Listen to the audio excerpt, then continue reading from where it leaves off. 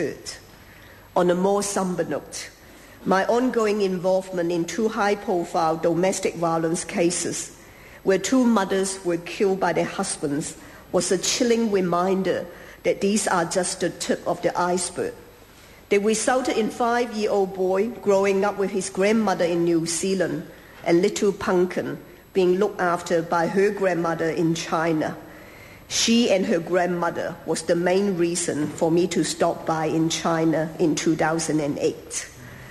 These human tragedies prompted me to ask the Ministry of Women's Affairs to work with the Office of Ethnic Affairs and launch the Intimate Partner Violence Project into the ethnic communities.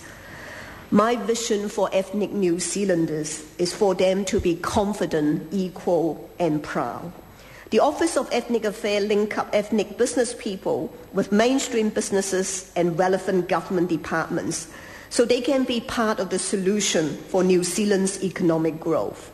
It is important that in a modern multi-ethnic society, the government departments do adopt ethnic policy framework to ensure that policy development takes into account the interests of today's composition of New Zealanders.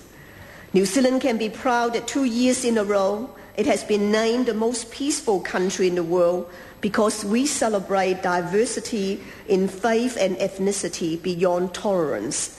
We play an active part and are well respected in the world for our initiatives in interfaith dialogues. Our country has tremendous human resources as long as we ensure we see our ethnic New Zealanders for what they can add rather than how they should conform to be Kiwi. In the short 2 years as the First Minister of Women's Affairs of Asian ethnicity, I've come to appreciate the international reputation of the status of New Zealand women on the world stage. It was exciting to lead a delegation to the United Nations Commission of Status of Women's Conference with 9,000 attendees. New Zealand played an active and effective part in fast-tracking the establishment of the streamlined UN Women entity. It should bring sharp focus in promoting gender equality. I also had the pleasure of representing New Zealand at the APEC Women Leaders Network Forum in Japan and Business Women Leaders Forum at the Shanghai Expo. Those 2 forums coincide with the relaunch of the celebration of Suffrage Day in New Zealand, where 117 years ago, New Zealand women were the first in the world to gain the right to vote. We should do more to celebrate, acknowledge, and leverage our proud history. The Ministry of Women's Affairs nowadays is sharply focused on increasing the number of women in the boardrooms, especially in listed companies. It is time that the New Zealand Stock Exchange follows Australia's lead and introduces a gender disclosure requirement for listed companies. International literature and research findings have established that more women on boards improve business performance. Women in economy is another area that I look forward to seeing progress. By having more women in trade, flexible work practices pamphlets, pathways for women in low-paid jobs, and tracking income differentiation between graduate men and women. All these work streams should contribute to the closing of the gender pay gap.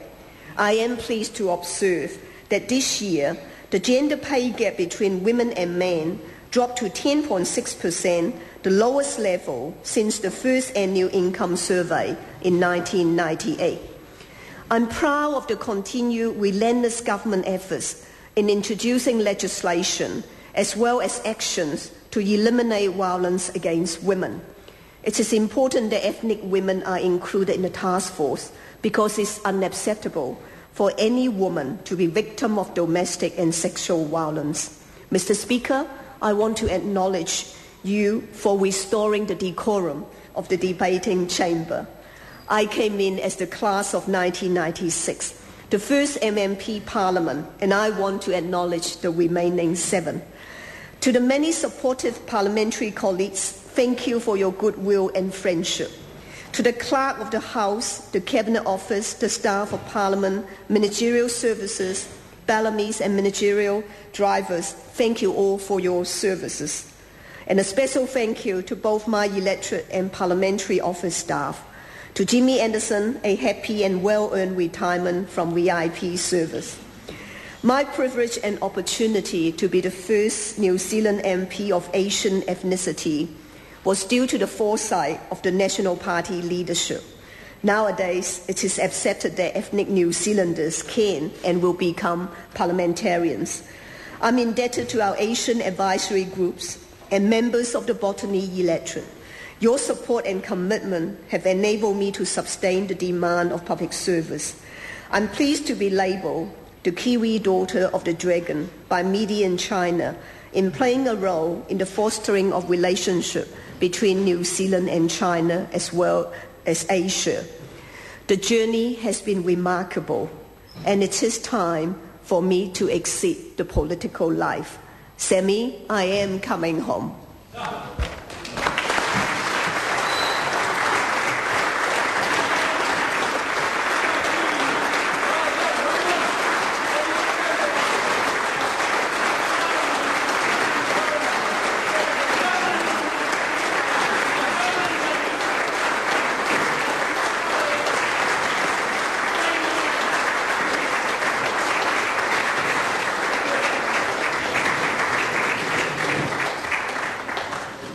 Order. I call on Government Order of the Day number 1.